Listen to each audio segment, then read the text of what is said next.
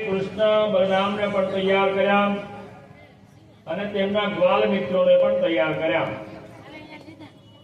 અને ગાડામાં પ્રસાદની સામગ્રી, ભોજનની સામગ્રી, પૂજનની સામગ્રી સાથે થોડી ગાયો પણ લીધી।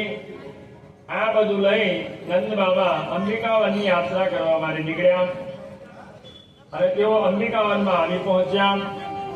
આમ અંબિકાવન સરસ્વતી નદીના કિનારે આવેલું હતું। બધાએ પહેલા સરસ્વતી નદીમાં સ્નાન કર્યું। ત્યારબાદ તે વનમાં એક સુંદર જગદંબાનું મંદિર હતું, ત્યાં બધાએ દર્શન કર્યા, પૂજન કર્યું, આરતી કરી, પ્રસાદ લીધો અને ત્યારબાદ એ અંબિકાવનનું સૌંદર્ય જોવા લાગ્યા।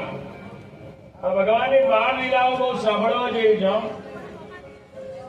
અને ભગવાને વચન આપ્યું છે કે મારી બાળ લીલાઓનું જે ગાન કરશે, મારી બાળ લીલાઓ જે સાંભળશે એની પર મારી કૃપા હંમેશા રહેશે।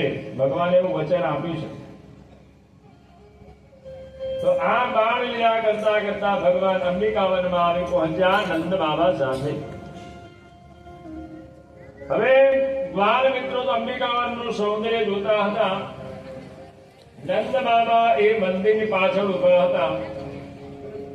અચાનક એક અજગર આવ્યો અને અજગરે નંદ બાબાનો પગ પકડ્યો।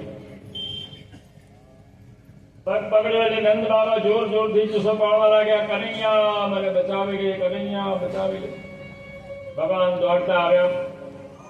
શ્રી કૃષ્ણએ જોયું તો બાબા અજગરથી જકડાયેલા હતા, એમનો પગ જકડાયેલો હતો।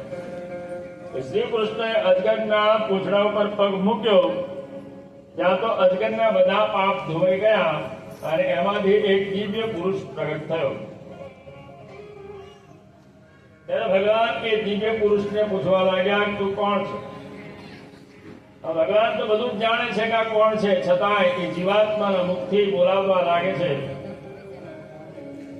તમે કોણ છો અને તમારે અજગર યોનિમાં જન્મ શા માટે લેવો પડ્યો? ત્યારે એ દિવ્ય પુરુષ કહે છે, હું સુદર્શન નામનો વિદ્યાધર છું। કોણ છું? સુદર્શન નામનો વિદ્યાધર છું। પરંતુ એક દિવસ અંગિરા ઋષિના કુળની એક કુરુપ ઋષિની, કદ્રુપા ઋષિની મેં મસ્કરી કરી, કારણ કે હું ધનવાન હતો, યુવાન હતો અને રૂપવાન પણ હતો। મને મારા રૂપ ઉપર